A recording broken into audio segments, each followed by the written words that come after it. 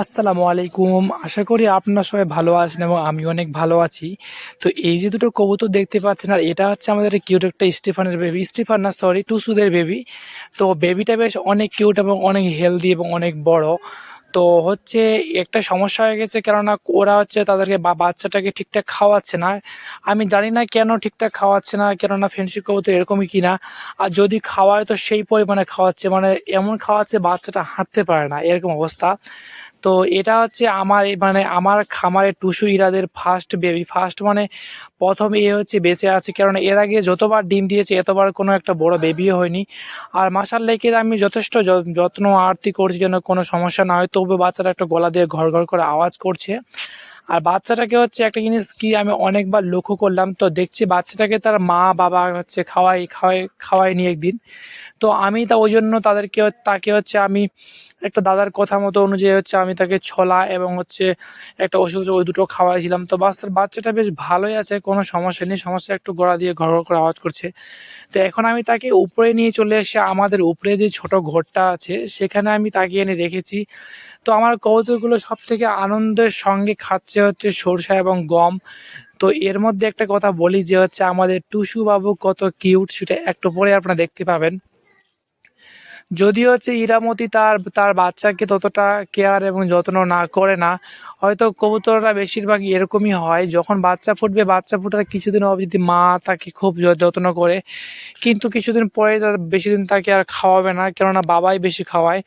বাবাই এটাই হচ্ছে কবুতরদের মধ্যে হয়তো কোনো নিয়ম বা কোনো তাদের হচ্ছে আগের কোনো কিছু থাকতে পারে, যে বেশিরভাগ সময় আমি দেখছি যে আমি ওই জন্য ছাদে নিয়ে এসে ছাদে আমি খেতে দিচ্ছি, আর বাচ্চা ওখানে হচ্ছে ওই যে যেই কিউট বেবিটা হয়েছে ওকে আমি ওখানে ছেড়ে দিচ্ছি, কেননা ওকে ওখানে ছাড়ার ফলে তার বাবা মা দেখে হচ্ছে মায়া লাগছে হয়তো। তার বাবা টুসুর, এই যে দেখুন টুসুর বুকে কতগুলো খাওয়ার এবং তার হচ্ছে বুকটা কীভাবে ফোলা ফোলা। সে অনেক সুন্দর করে বাচ্চাকে হ্যান্ড ফিডিং করাবে, আমি আপনাদেরকে দেখাবো। ও যদি খাইয়ে দেয় তো আমাকে আর খাওয়ার প্রয়োজন পড়ে না, এরকম অবস্থা। এত পরিমাণে খাওয়ায় যে বাচ্চাটা দাঁড়াতে পারে না ঠিকঠাক এরকম, কিন্তু ওর মা বাচ্চাটাকে খাওয়াচ্ছে না। হয়তো তারা আবার দেখছি মিটিং করছে এবং দুজনে উড়িয়ে উড়িয়ে একসঙ্গে ঘোরাঘুরি করছে, সম্ভবত ডিম দিবে, ওই জন্য মনে হয় তার মা বাচ্চাটাকে খাওয়াচ্ছে না। কিন্তু টুসু অনেক কিউট, টুসুর তুলনা হয় না বাচ্চার প্রতি তার ভালোবাসা। টুসু বলুন, স্টিফান বলুন, আমাদের লালু বলুন, তাদের বাচ্চাগুলোকে খুব সুন্দর করে খাওয়ায়। তো ভিতরে মনে হয় 3টা মতো বাচ্চা আছে, দেখা যাক বাচ্চাগুলো বড় হয়েছে কি না। আমি হচ্ছে এর পরের ভিডিওতে ইনশাল্লাহ চেক করে দেখাবো যে বাচ্চাগুলো কত বড় সাইজের হয়েছে, তাদের হচ্ছে বিক্রি করা যাবে কি না। তো এই যে দেখুন আমাদের টুসু বাবু কি সুন্দর করে তার বেবিটাকে খাওয়াচ্ছে, দেখুন এই যে এত পরিমাণে বেবিটাকে খাইয়েছে। এর আগের বারে খাইয়েছিল, আমি সেটা ভিডিওতে ক্যাপচার করতে পারিনি।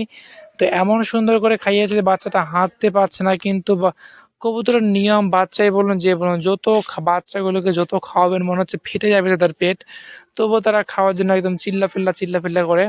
তো আমাদের টুসুর কোয়ালিটি কি সুন্দর দেখুন, দেখলেই এক চমক ইনশাল্লাহ ফিদা হয়ে যাবেন আপনারা, এত সুন্দর একটা কিউট কবুতর। তো এই দাদার কাছ থেকে কবুতর নিতে চেয়েছিলাম, কিন্তু আমি অসুস্থতার কারণে আমি আর কবুতর নিতে পারছি না।